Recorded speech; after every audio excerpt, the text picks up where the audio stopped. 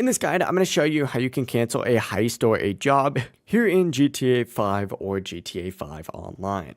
Before we do get into this guide, make sure to like the video and subscribe to the channel with all notifications on. It really does help the channel and lets us know that you want more content like this. We'd greatly appreciate it, and if at any point throughout this guide you did have any questions, just ask them down in the comment section below and we can help you out further. I'm going to be doing my best to reply to every single comment down there.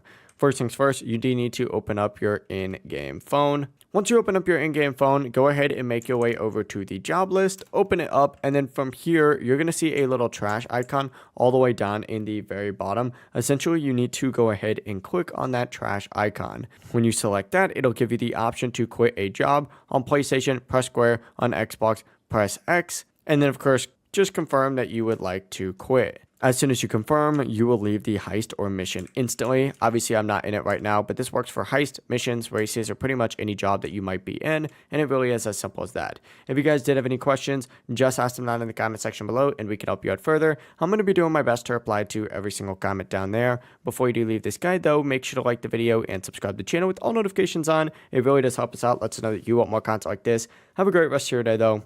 Peace.